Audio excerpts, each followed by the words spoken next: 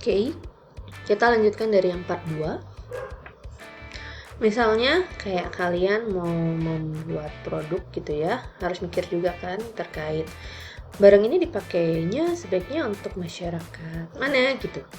Misalnya di desa versus kota otomatis akan berbeda. Kayak kalau kalian misalnya di kota, kalian membuat produk yang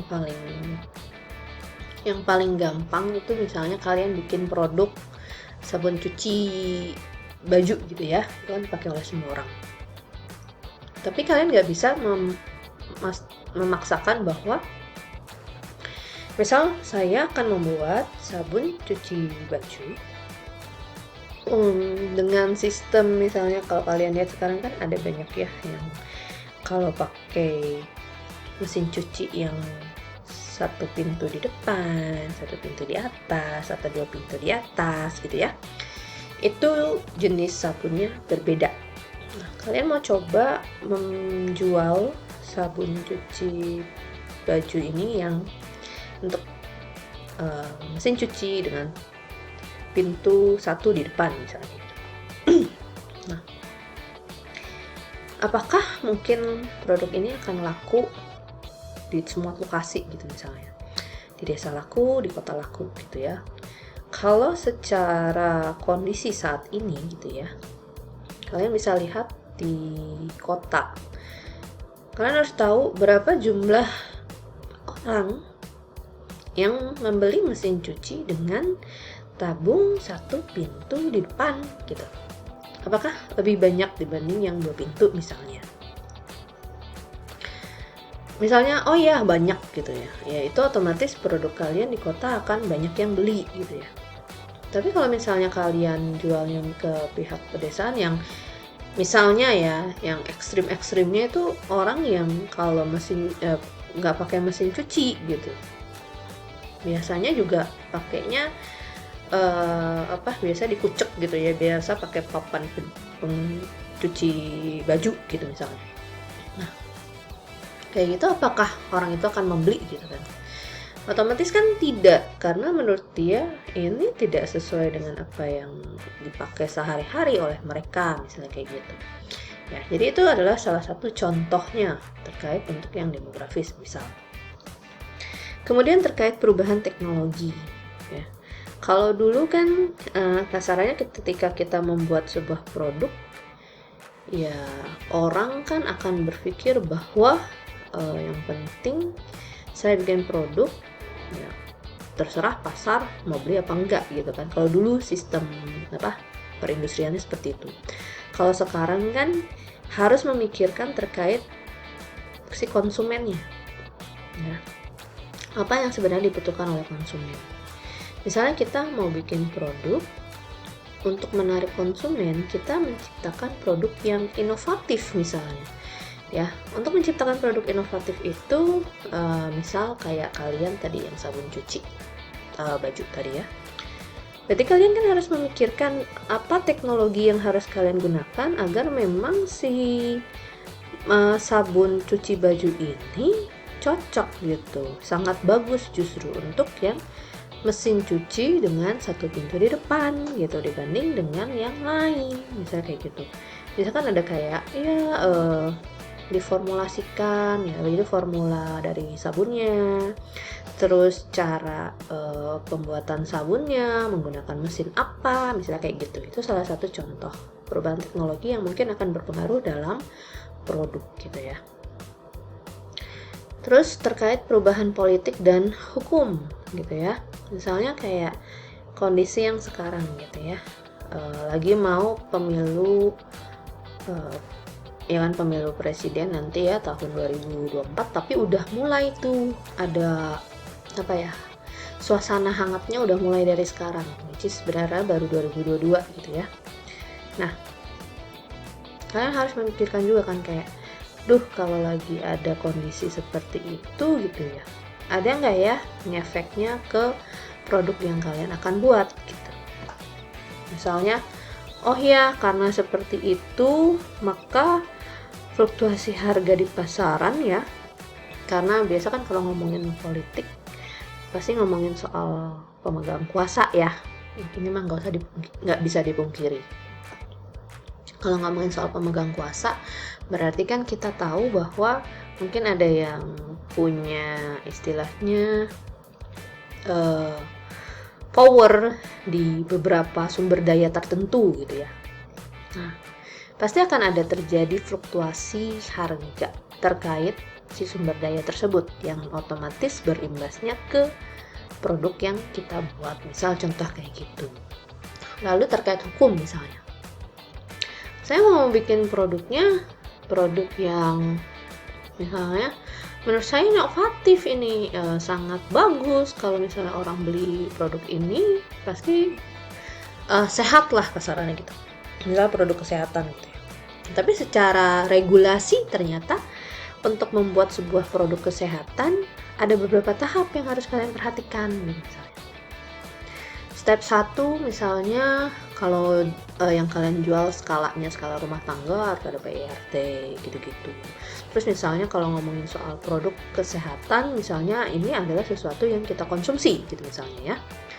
Nah, terus kalian harus mikirin juga kan regulasinya. Ini harus ada logo halal misalnya kayak gitu. Berarti kalian harus memikirkan gimana cara saya bisa mendapatkan sertifikasi halal tersebut gitu kan. Nah, itu kan ketentuan hukum yang secara tidak langsung harus kalian pertimbangkan.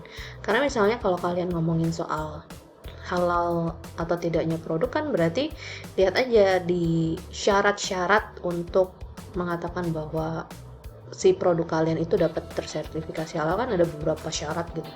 Nah, syarat-syarat itu pasti akan mempengaruhi juga ke bagian operasional perusahaan kalian. Gitu ya, misalnya lokasinya harus seperti ini, tempatnya harus terpisah dengan yang apa, ininya harus yang khusus seperti apa. Nah, itu salah satu contohnya. Lalu kalian harus melihat juga bagaimana praktek yang ada di kondisi kenyataan sekarang. Jadi mau di pasar atau mau di kondisi profesional yang terjadi terkait pemasoknya bagaimana, distributornya, itu harus kalian pahami gitu misalnya. Nggak semerta-merta kayak kalian udahlah gampang sekarang online kok, apa-apa online gitu misalnya. Nah, kalian lihat kecenderungan kalau di pasar, kalau online itu seperti apa. Misalnya contoh gitu ya, kalau pasar online cenderungannya kayak gimana orang-orang. Kan banyak tuh ada yang kasus ya ngomongnya beli ternyata enggak gitu kan misalnya cuman kesalahannya tanda kutip bodong gitu misalnya. Terus misalnya contoh gitu ya secara profesional berarti kalau kalian mau ngomongin online gitu ya, skill-skill apa yang kalian butuhkan gitu ya untuk menjadikan bahwa yang kalian lakukan ini secara profesional sustain gitu. Oh, berarti kalau ngomongin online saya harus ngerti tentang penggunaan tools advertising, gimana cara bisa melakukan analitik untuk data-data yang saya dapatkan dari tools advertising saya, bagaimana saya mengolah datanya, misal contohnya kayak gitu. Atau bagaimana saya bisa melakukan pelayanan yang baik terhadap konsumen saya, misalnya contoh gitu. Lalu pemasok gitu kan, meskipun barang kalian online gitu ya, otomatis kalian tetap butuh yang namanya supplier ya, pemasok barang ya. Pemasoknya dari mana? Jauh nggak dari tempat kalian? Nanti kalau misalnya kayak gitu kan harus mikirin ya, bukan cuman kayak yang penting pemasok ini lebih murah dibanding pemasok yang lain, misal contoh seperti itu. Kalian juga harus mikirin juga kayak nanti dia barangnya kirim ke saya gimana ya, kena harga berapa ya, ada ketentuan nggak ya, misalnya beli berapa banyak harganya jadi berapa, lalu kalau misalnya sebanyak itu saya kirimnya biayanya jadi berapa, seperti itu contohnya. Atau misalnya kayak kita mau mendistribusikannya ke konsumen, dari kita ada nggak minimal orang harus beli? Nggak ada minimal gitu, mau satu barang pun oke gitu kan. Berarti harus mikirin nanti kita ngirimin barangnya gimana ya, kita ngirimin barangnya nggak apa-apa sih pakai aja sekarang kayak Tokopedia gitu kan, nanti udah ada istilahnya si Tokopedianya gitu. Kalau kalian nggak demen sama Tokopedia, misalnya kalian pakainya yang mana, Bukalapak, Shopee, Blibli. Nah, itu kan harus dipikirin juga kan secara pengiriman barangnya seperti apa ya. Itu salah satu contohnya. Nah, selanjutnya terkait tahapan pengembangan dari produk itu. Jadi ketika membuat sebuah produk itu nggak langsung pengen bikin produk ini, bikin selesai gitu, enggak. Yang harus kalian perhatikan itu adalah pertama, konsep produknya itu apa. Misal kayak tadi kan, kalian bikin produk, bikin target marketnya apa gitu ya. Saya mau bikin misalnya kayak baju. Saya mau bikin baju, konsepnya yang glow in the dark misalnya kayak gitu. Jadi kalau misalnya malam orang-orang tuh aman gitu, nggak gelap-gelap teing gitu. Kelihatan ada orang. Ini untuk mencegah misalnya kalian lihat sekarang banyak misalnya gitu ya. Misalnya banyak kasus orang keserempet kendaraan bermotor karena nggak kelihatan waktu malam, misalnya contohnya gitu. Lalu kalian lihat visible nggak, memungkinkan nggak, layak nggak kalau kalian membuat produk seperti itu misalnya gitu. Oh ternyata teknologi untuk membuat si baju menjadi glow in the dark itu belum ada, misal contoh kayak gitu. Kalau belum ada, berarti kalian memikirkan alternatif lain dong. Kalau bajunya glow in the dark semua, kayaknya terlalu creepy juga deh, kayak malam tiba-tiba kayak ada baju jalan-jalan sendiri gitu ya, cuman kelihatan bajunya doang gitu ya. Kayaknya mungkin bisa dipakainya di sablonnya aja yang glow in the dark misalnya kayak gitu. Tapi ada nggak teknologi? Ada nih. Oke, berarti kan visible ya. Setidaknya tidak se-creepy ketika ada baju atau kain yang tiba-tiba glow in the dark jalan-jalan di tengah malam misalnya contoh gitu. Nah, kalian cek kebutuhan konsumennya sendiri seperti apa. Apakah memang ada orang yang mau beli barang kalian gitu ya. Kalian lihat, kalian tanya-tanya, survei market. Ada kok yang mau gitu. Itu justru jadi unik, orang-orang jadi mau beli. Ya bagus, bisa kalian lanjutkan. Kalau enggak ya berarti kalian harus ulangi lagi dari konsepnya. Ya, jadi bisa kayak ternyata konsumen tuh lebih banyaknya cenderungnya sukanya kayak gimana. Berarti saya coba bikin konsep yang sesuai dengan kebutuhan. Balik lagi ke visibility-nya gimana, kayak gitu. Misal andai kata, ada kok kebutuhan konsumennya mau gitu. Tapi ternyata bukan baju yang dimau, pengennya misalnya kayak jaket atau kardigan misalnya glow in the dark, tapi yang sablonnya doang gitu misalnya, tapi cuma di bagian tertentu gitu, dengan jenis misalnya gambar tertentu misalnya gitu. Habis itu kalian cek secara fungsional ya, spesifikasi berarti yang kalian butuhkan itu apa gitu. Yang penting kainnya mau bebas apapun bisa ternyata. Yang penting untuk membuat dia menjadi yang glow in the dark ya kan.